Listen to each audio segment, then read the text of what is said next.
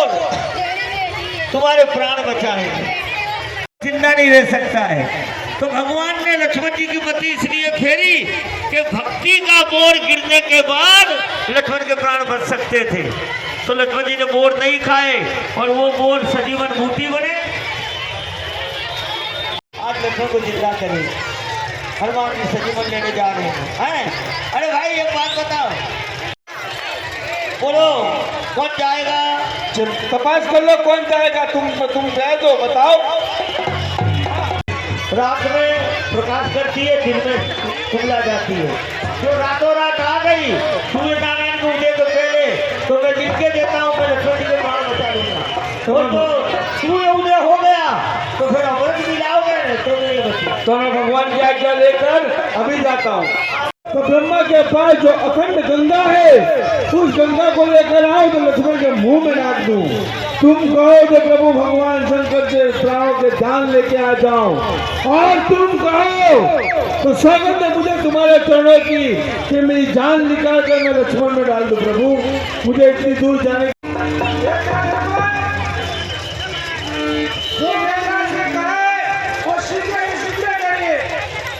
ठीक है प्रभु। सभी बंदर बालू खड़े होकर यहाँ पर राम राम बोलते रहो और मैं औषधि लेने जा रहा हूँ। जय श्री राम। आया सुखेरा वेद का भगवान का भगवान और सुखेरा वेद ने हनुमान, जहाँ देखो वहाँ हनुमान ही हनुमान नजर आ रहा है। मेरी लंका के अंदर पहले आया, लंका जलाकर चला गया और छुकेरा वेद को उठा के ले गया। और क्या हुआ? सरकार हनुमान पर्वत पे जा रहा है। ऐसा कोई बात नहीं, मैं द्वारागिरी पर्वत पे जाने नहीं दूंगा। हमारी बहन शेरपक्का को बुलाई जाए। बहन शेरपक्का अभी अभी जाओ और द्वारागिरी पर्वत पे आग लगा लो। जाओ, मेरी आज्ञा है। और मेरे काका काल ने भी को बुलाया जाए।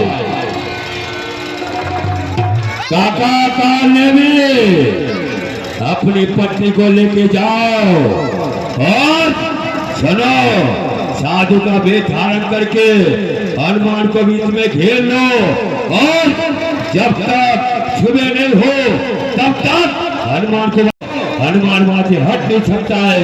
इसलिए जाओ और हनुमान का मार्ग रोको और बता दो कि देव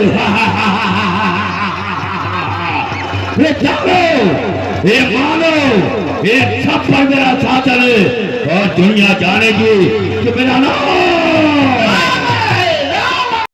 हम तुम्हारे खानदान का नाम जानते हैं। ऐसा? हाँ। तुम कहाँ जा रहे हो ये भी हम जानते हैं। वो भी जानते हो? हाँ। तो महाराज मुझे प्यास भी लगी है, पानी भी पीना है। पुत्र है, लेकिन मैं शुरू में पवन पुत्र हनुमान हूँ।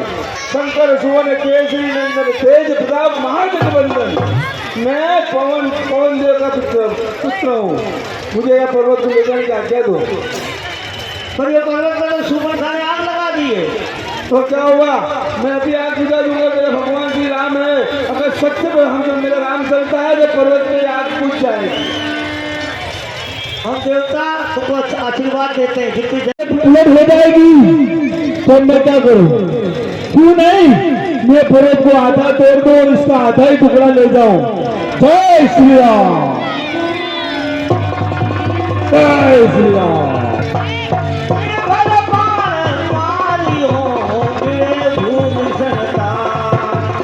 जय श्री राम, जय श्री राम।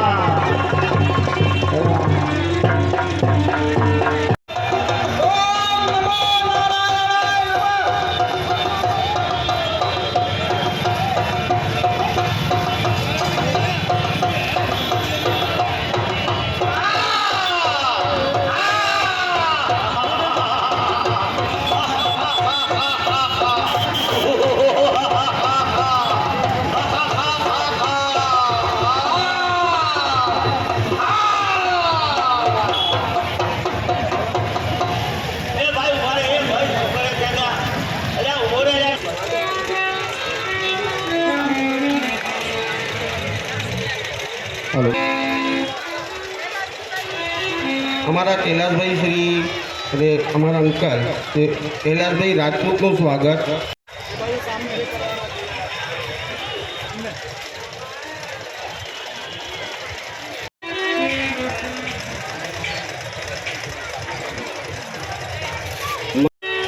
आपको खूब खूब धन्यवाद कि आप तो आज आपने लोगों को देख के बहुत खुशी हुई, सब महिलाओं को, और आपको शुभकामनाएं. कल रावण वध होगा, तो इसी तरह से जीवन में जो शत्रु है हमारे, उनका वध हो और सबके जीवन में मंगल हो, ऐसी मेरी शुभकामनाएं. धन्यवाद. यहाँ उपस्थित बड़ी संख्या में बहनें, माता और सब मेरे साथियों को मैं बहुत आप सबको, ये नवरात्रि चल रही है, माँ अम्बे, जगदम्बे, दुर्गे, पूरे देश में बहुत ही लोग भक्ति भाव और श्रद्धा के साथ माँ दुर्गा, माँ अम्बे की पूजा प्रार्थना अर्चना कर रहे हैं. 8 आज हो चुकी है, कल दशहरा रावण दहन का बहुत ऐतिहासिक प्रोग्राम पूरे अहमदाबाद शहर में सबसे बड़ा प्रोग्राम रावण दहन का यहाँ वर्षों से अपनी रामलीला कमेटी यहाँ पर करती है.